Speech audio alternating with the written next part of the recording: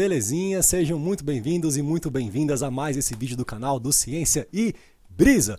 Bom, no vídeo de hoje eu queria fazer um trabalho de divulgação científica, então na verdade não vai ser um vídeo nem de aula e nem de divagações filosóficas aleatórias sobre assuntos quaisquer do universo, vai ser basicamente um vídeo no qual eu vou apresentar para vocês um artigo meu que foi publicado semana retrasada, se não me engano, numa revista, num periódico internacional de magnetismo e materiais magnéticos, com o intuito não de fazer autopromoção, porque isso é muito chato assim e não faz sentido nenhum, mas de tentar difundir ideias. Assim, eu acho que quando você faz uma publicação num periódico, assim, né, o objetivo central dessa divulgação é você pegar uma ideia que gerou algo de novo assim no campo do entendimento científico de um fenômeno físico qualquer, pelo menos no campo das ciências exatas, e mostrar para o mundo essa ideia, divulgar, e a gente fica muito assim escondido, né, dentro das nossas cavernas acadêmicas, assim, nos departamentos ali enfurnados e publicando só para a gente mesmo, para poder atender uma exigência da CAPES que vai dar um dinheiro para um programa de pós-graduação, para financiar a bolsa, e aí a gente fica correndo atrás de indicadores e métricas e faz acordos esquisitos com colegas para poder publicar o máximo possível em revistas de origem duvidosa, e aí tem um artigo lá com 15 autores, não sabe muito bem quem fez o quê. O meu modo de olhar para a coisa é sempre no sentido de tentar resgatar uma pureza mais original. Então vocês vão ver assim que esse artigo mesmo que eu publiquei assim é eu e mais um, assim, porque eu gosto de escrever o artigo, escrever o código, rodar simulações, porque no fundo o que importa é o processo de você fazer a coisa e você se aprimorar no fazer da coisa, e no final, quando essa coisa vira um artigo científico, divulgar isso para que o máximo número possível de pessoas possam compreender esses assuntos e comprar um pouco essa ideia no sentido de tentar dar continuidade para essa investigação, porque no fundo quando você publica um artigo científico, aquilo não é assim a consolidação final de algo, mas é um avanço no entendimento de um determinado assunto que vai continuar sendo investigado, assim, né? A gente tem essa ideia assim de achar que a quantidade de open questions hoje em dia é muito menor do que no passado, mas mais ou menos assim, porque cada vez que você responde uma coisa nova ou avança, né, no entendimento de um fenômeno novo, pelo menos no campo da física, né, isso que é onde eu tenho algum nível de entendimento, assim, isso funciona dessa maneira, você acaba aquela pesquisa com mais perguntas do que quando você começou, né? Tem um colega meu que fala assim que a boa pesquisa é aquela que quando você acaba você tem mais pergunta ainda. Então a ideia é que você consiga divulgar as suas ideias para que as pessoas entendam elas e possam continuar dando um senso de continuidade àquela investigação, porque sempre tem coisas a serem respondidas. Então eu pensei que seria interessante fazer um vídeo para eu explicar um pouco assim das ideias desse artigo que foi publicado recentemente, para que a comunidade aqui do Ciência e Brisa possa talvez se encantar um pouco com essas ideias, assim, né, despertar um certo interesse. E eu vou tentar explicar um pouco as ideias centrais desse artigo, entendendo que estou falando assim com um ouvinte que vai estar pelo menos inserido no contexto acadêmico, vai ser aluno de graduação, ou mestrado, ou doutorado, de algum tipo de programa, assim, ou escola de engenharia ou física, e aí de repente já fez alguns cursos, né, de transferência de calor, de mecânica dos fluidos, já viu algumas aulas aqui do canal, para não ficar também aquele vídeo assim muito, né, no superficial e de repente correr o risco de banalizar uma ideia que é bonita, que é profunda, e de também assim funcionar um pouco como algo didático, assim, né, para manter a natureza meio que acadêmica, professoral desse canal. Então vamos ao que interessa. Esse aqui é o artigo que eu queria mostrar para vocês. É um artigo que foi publicado nessa revista, o Journal of Magnetism and Magnetic Materials, no qual a gente estava estudando o efeito das interações entre partículas magnéticas num problema de hipertermia magnética num tecido biológico. Então o que seria a questão da hipertermia magnética? Eu acho que já devo ter falado sobre isso algumas vezes nesse canal. Eu comecei a estudar hipertermia magnética há uns 4 anos atrás, não, um pouco mais, assim, há uns 6, 7 anos atrás, e eu me encantei por esse assunto. Eu comecei a mexer com isso na época orientando o Andrei, que é o segundo autor desse trabalho. O Andrei foi meu orientando de doutorado, foi o primeiro doutor que eu formei, ele hoje é professor da Faculdade Federal do Mato Grosso, e na época a tese do Andrei A ideia que eu tive para a tese do Andrei foi a seguinte: eu tinha escrito um código em Fortran durante o meu doutorado, que até hoje eu continuo trabalhando em cima desse código, que eu chamo de SIMS, que é Simulation of Magnetic Suspensions, e ele é um código que faz simulações de muitos corpos, pegando assim pequenas partículas magnéticas e simulando um processo de evolução temporal de como essas partículas interagem entre si, formam estruturas, cadeias, etc., giram, transladam, quando você aplica um campo magnético externo sobre essas partículas, né? Então eu escrevi esse código com a finalidade de estudar o comportamento da microestrutura de fluidos magnéticos para tentar entender como que essa dinâmica das nanopartículas que compõem um ferrofluido, um fluido magnético, se relaciona com as propriedades efetivas desse material, que a gente chama de propriedades de transporte, né? Então, eu escrevi esse código no meu doutorado com o objetivo de estudar um problema de magnetização de equilíbrio. O que seria isso? Eu pego lá uma suspensão de nanopartículas magnéticas, cada uma com um dipolozinho apontando para uma direção no espaço. Então, a princípio, eu tenho uma média inicial nula das projeções desses dipolos nas três direções de um sistema ortonormal de referência ali. Isso seria uma condição inicial de um material não magnetizado.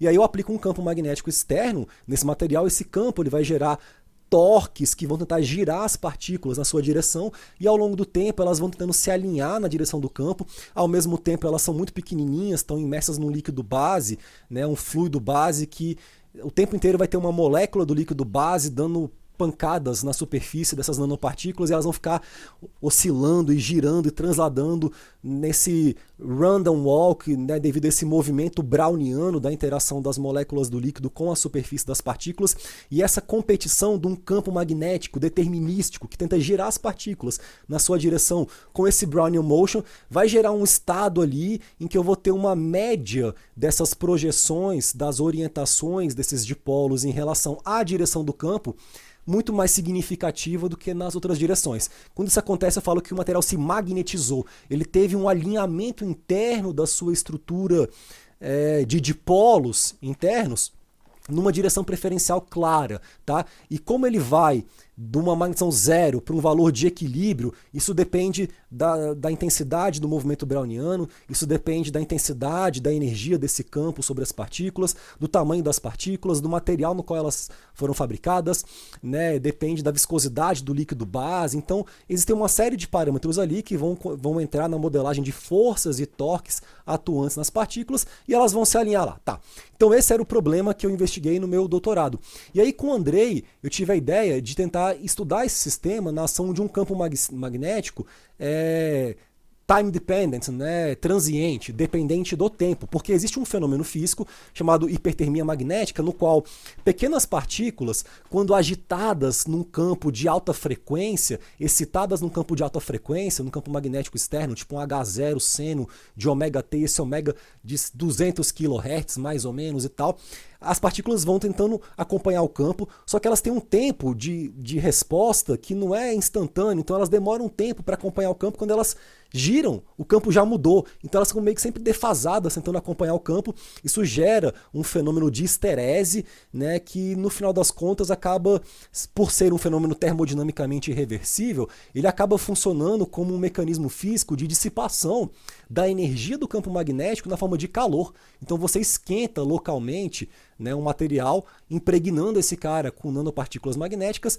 e colocando um campo externo. Então eu e o Andrei fomos estudar isso na época, na tese do Andrei, de doutorado. Na época a gente fazia esse estudo, não em termos assim já de uma hipertermia magnética, mas tentando avaliar uma quantidade que a gente chama de suscetibilidade complexa do ferrofluido, né, que seria basicamente você determinar a componente da resposta do material que está em fase e a componente da resposta que está fora de fase com a excitação, porque essas componentes vão estar associadas a armazenamento e dissipação da energia do campo magnético externo. Então a gente fez um belo trabalho, o Andrei defendeu a tese dele, publicamos alguns artigos sobre a tese do Andrei, e depois a gente começou a aplicar essas simulações de muitos corpos já a predição da própria temperatura de um tumor impregnado com essas nanopartículas. Por quê? Porque esse estudo de caso ele representa um problema físico real, no qual as pessoas perceberam que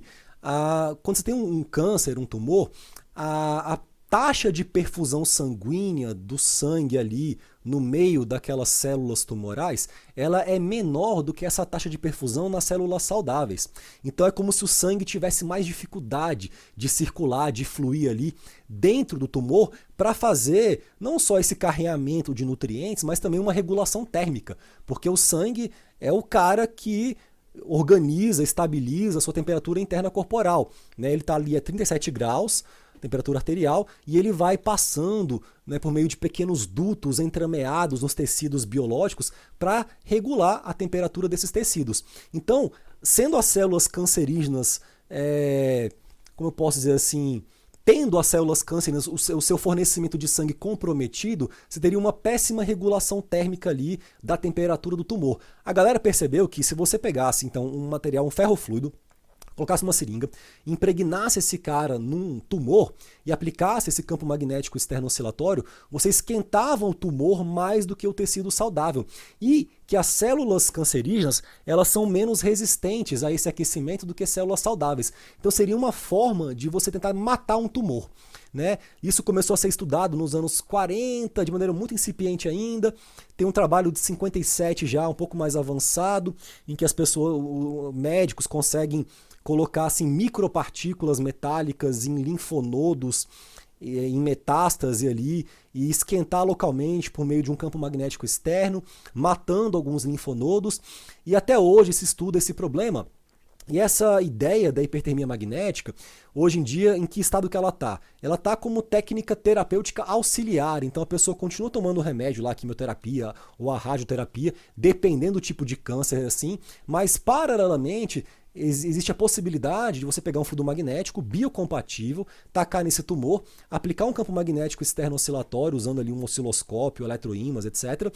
E você esquentando essas células, você vai enfraquecendo o metabolismo delas para aumentar a eficácia terapêutica como técnica assim, auxiliar combinada com outra técnica um pouco mais invasiva, como a radioterapia ou a quimioterapia. Então, esse é o background do assunto que a gente está interessado em estudar. E aí, a galera começou a simular. Eu até tenho um trabalho aqui, ó. Deixa eu pegar aqui um trabalho anterior para mostrar. Uma galera da China começou a simular esse problema para computar esse aquecimento tumoral, fazendo simulações para ver o campo de temperatura do tumor. Deixa eu só achar aqui rapidinho uma pasta, porque é muita pasta para poder encontrar. Mas tem essa galera aqui que começou a publicar em 2017, tá, uns chineses, né, o grupo do Tang. O problema em que eles foram investigando uma série de mecanismos físicos nesse aquecimento tumoral. Então, que eles tinham um modelo tridimensional de um tumor esférico, né, em torno de um tecido saudável. Aqui tem uma agulhinha mostrando como seria uma injeção, que você iria injetar aqui um ferro fluido. E ele faz, então, colocou umas sondas de medição em pontos do espaço, A, B, C, D, para medir ali a temperatura, né, e a difusão de massa. Nesse caso aqui é um trabalho que também considera a difusão de massa, para tentar entender esse espalhamento do ferro fluido também no tumor, tá? Tem as equações de transporte aqui, que eu não vou entrar em detalhes, mas no final das contas, assim, a ideia desse artigo da galera era pegar e simular o campo de temperatura e a difusão de massa no tumor, tá? Então aqui tem algumas linhas, assim, a fronteira do tumor, aqui a temperatura indo até 46 graus mais ou menos. Então já existiam pessoas simulando esse problema, mas tem um mecanismo físico que eu percebi que ninguém nunca considerou, que era justamente o efeito das interações entre as partículas do ferro fluido.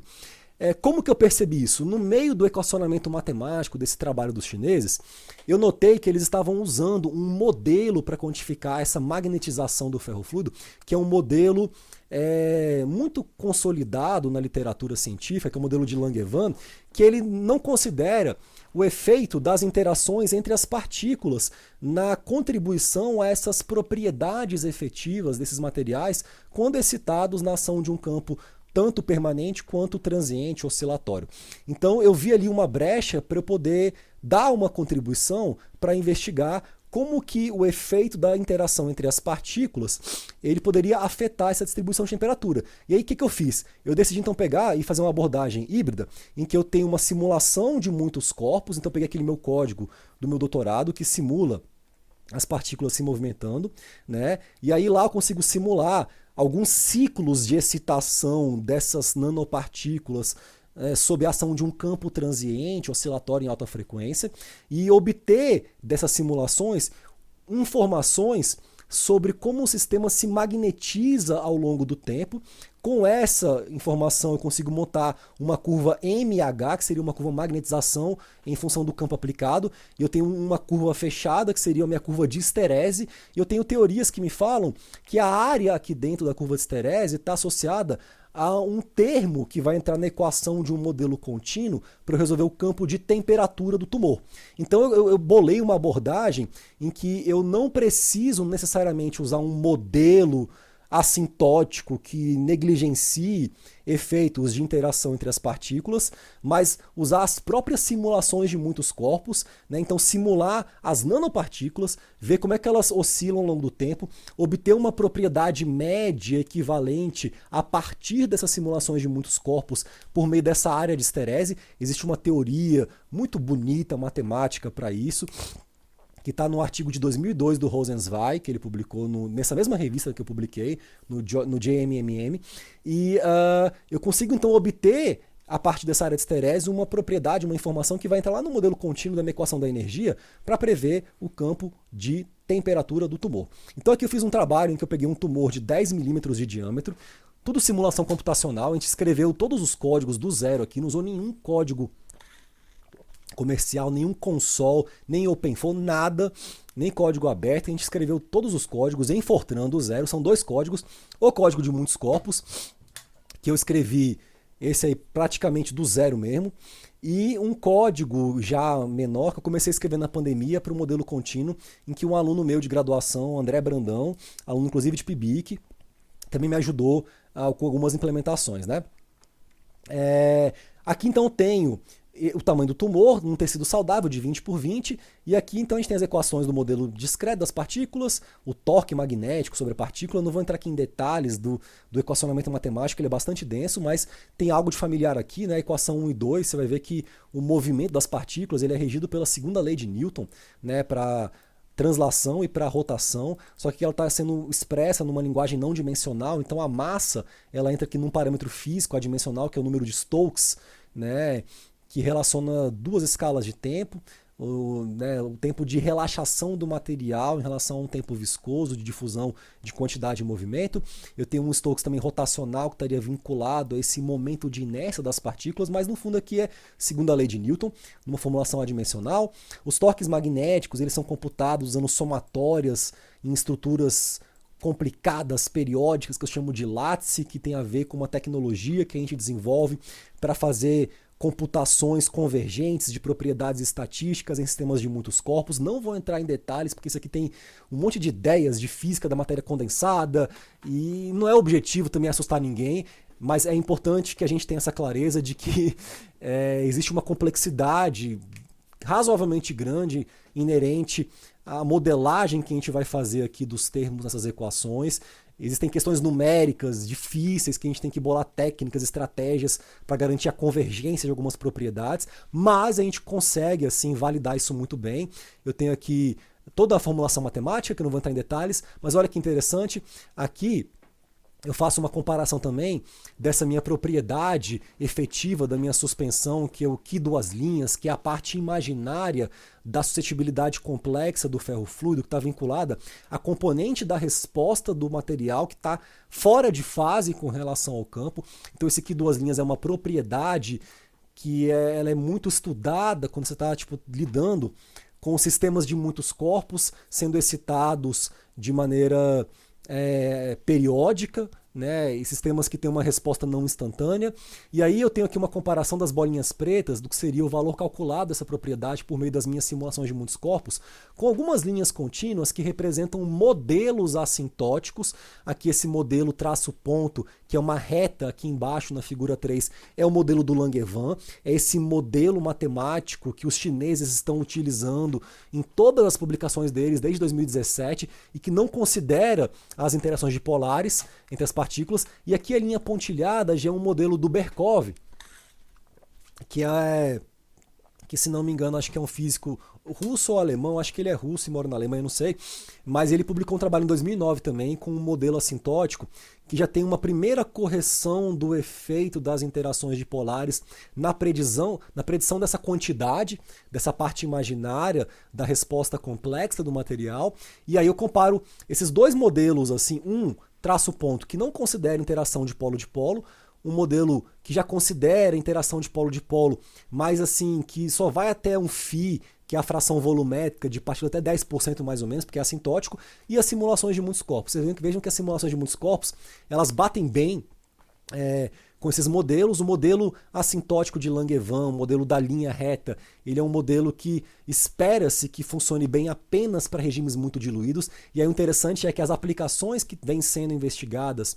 de hipertermia magnética para tratamento de tumores tem sido geralmente em contextos muito diluídos, então a fração volumétrica de partícula que o Salum usou, que o Tang usou, era de 3,3% também, então não tem problema os chineses usarem esse modelo de Langevin, porque ele funciona bem nesse regime diluído, mas esse trabalho que eu publiquei há 2 semanas é o primeiro estudo que existe que computa efetivamente qual que é o impacto de considerar ou não considerar o mecanismo das interações de polo na física da hipertermia magnética. Então é um trabalho assim que eu acho que traz assim uma ideia nova importante para que as pessoas tenham clareza no futuro, caso queiram usar esse tipo de tratamento com concentrações mais elevadas, do quanto elas estariam errando usando um modelo mais simples de Langevin, tá? Então aqui tem o equacionamento matemático, que eu não vou entrar em detalhes. A gente tem aqui uma comparação muito legal também da temperatura no centro do tumor ao longo do tempo, obtida a partir das simulações, que são essas linhas contínuas, comparado com bolinhas pretas, que são pontos obtidos de um trabalho experimental feito em 2008. Vou inclusive mostrar aqui também esse trabalho de 2008, que é muito legal, de uma galera lá em Baltimore, o Salum, cadê Salum aqui? Então, em 2008, o Salum fez um estudo em vivo, pegou um ratinho vivo, né, e aplicou esse ferrofluido num tumor que ele tinha, num tecido animal, com tumor, durante esse tratamento de hipertermia magnética usando nanopartículas, né? Então aqui tem o setup dele, o ratinho. Eu peguei todas as mesmas informações que eu obtive do trabalho do Salum, então eu peguei a mesma frequência que ele usou do campo, que era 184 kHz. Ele fala aqui de um ferrofluido que ele usou com 3,3% de concentração volumétrica, partículas de 10 nanômetros. Todas essas informações entram nos meus modelos matemáticos, então tá tudo batendo. E aqui a gente então pegou assim esse gráfico que ele usa, temperatura em função do tempo, que ele espetou um termômetro, né, dentro da perninha do bichinho vivo, então ele mediu com o animal vivo. E é a coisa mais precisa que a gente teria, porque ali eu tenho todos os mecanismos físicos reais que estão presentes num processo de hipertermia magnética dentro de um material biológico, né? Então, peguei essa curva do Salum, esses pontos a partir desse gráfico, e fiz uma comparação do nosso modelo com o dele. Então, bate muito bem. Aqui seria já uma figura típica do campo de temperatura nesse caso. Você vê 41 graus mais ou menos aqui no centro. É mais ou menos isso que a gente chega realmente no trabalho experimental do Salum. E comecei então a considerar diferentes frações volumétricas de partícula, 5%, 10%, 15%, e ali eu fui verificando o erro percentual que a gente vai obter na predição da temperatura no centro do tumor entre o modelo que considera as interações e o modelo que não considera as interações, né? Então você observa, por exemplo, que para partículas com um raio de 6 nanômetros, olha só que interessante, 6 nanômetros, para uma fração volumétrica aqui de 10%, eu já tenho um erro de quase 20% na predição dessa temperatura no centro do tumor. Por que isso é importante, né, da gente ter essa noção de precisão para esse problema? Porque para você poder funcionar essa técnica de hipertermia magnética, você tem que manter a temperatura do tumor entre 42 e 48 graus. Se você esquentar pouco, você não tem efeito terapêutico, e se esquentar demais, 50 graus, 60, você gera uma necrose no tecido tumoral E essa necrose, ela acaba gerando até um prejuízo extra para a pessoa, que agora, além de ter o câncer, que vai se espalhar, né, porque você gera uma ruptura da célula, espalha o câncer, pode ter metástase, você ainda gera uma queimadura, uma necrose na pele, então é pior ainda. Então você tem que manter essa temperatura numa faixa bem específica, durante um tempo suficientemente longo e com bom controle disso. E se você observa aqui que se eu estou num contexto, né, em que eu estou ainda no regime diluído, 5% não é um absurdo, assim, é algo próximo das aplicações mesmo da técnica. E eu tenho, sei lá, partículas de 5 nanômetros, eu vou errar em 3%. Mas se for de 6 nanômetros, esse 1 nanômetro no raio a mais já leva esse erro para 7,59%. E aí, o que acontece? Quando eu aumento o tamanho da partícula, é como se eu tivesse um nanoímã um pouco maior. As interações dipolares ficam mais fortes. Então, eu erro mais ao não considerá-las para partículas maiores. Mas o que a gente também observa aqui, que é uma coisa muito louca, é que se a partícula fica grande demais, o erro diminui de novo, cara. Ele tem um pico ali, tem uma faixa de raio das nanopartículas que gera esse maior erro na predição da temperatura tumoral devido à não consideração desse mecanismo físico de interação de polo. E essa faixa é muito interessante porque se eu aumento a partícula, eu aumento a interação de polo. Mas, se eu aumento demais também, o que a gente especula que pode estar acontecendo aqui é que talvez esse aquecimento excessivo ele também aumente um mecanismo compensatório de regulação térmica que vem pela perfusão sanguínea. Então, quando fica mais quente, o sangue também rouba mais calor desse tecido mais quente. Então, a coisa é um pouco não linear. Aparentemente, existe uma faixa na qual esse efeito, assim, ele parece ser maior, tá? Então são várias ideias que vieram nesse paper, assim, ele faz uma avaliação dessa questão. Aqui eu faço um gráfico, temperatura por tempo, para vários raios de partícula e comparo a diferença entre o modelo contínuo, que não considera interações de polo, e o modelo das bolinhas, que considera interações de polo. Faço aqui curvas para várias concentrações também, comparando as diferenças percentuais visualmente entre esses dois modelos, e faço uma análise, assim, né? Do efeito das interações dipolares em hipertermia magnética. E finalmente, aqui eu ponho, né, aonde estaria essa bolinha vermelha, o trabalho experimental do Saloon de 2008. Aqui eu tenho uma comparação das simulações de muitos corpos, né,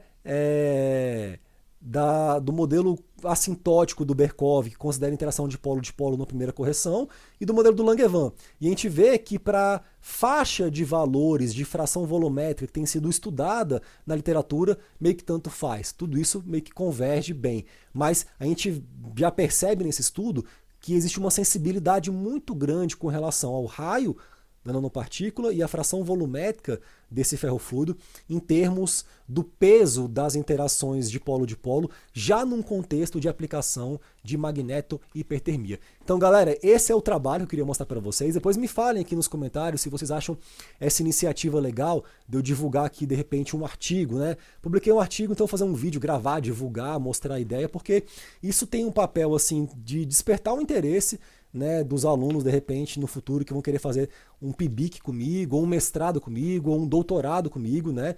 Eu oriento alunos de mestrado e doutorado aqui pelo programa de pós-graduação em Ciências Mecânicas da UNB, então estou sempre assim com os braços abertos para receber alunos interessados em serem parceiros temporários ou permanentes de pesquisa meu, né? Então, assim, essa questão da orientação, é uma relação muito legal, porque você tem relações assim temporárias, né? Tipo, você orienta um aluno durante 1 ano, 2, 3, e tem umas que você fica, né, velho? Quando é geralmente doutorado, assim, geralmente o cara vira doutor e ele vira um parceiro de pesquisa mesmo no teu nível, assim, para vocês continuarem, né, interagindo junto. Então, assim, é sempre bom receber novos parceiros de pesquisa. Eu acho que parte do processo de captação, né, do interesse das pessoas também passa por essa divulgação, que eu acho que é muito importante. E, enfim, comentem, né, se gostaram, se não gostaram, se acham que a iniciativa é interessante. E a gente se vê no próximo vídeo do Ciência e Brisa. Falou, galera!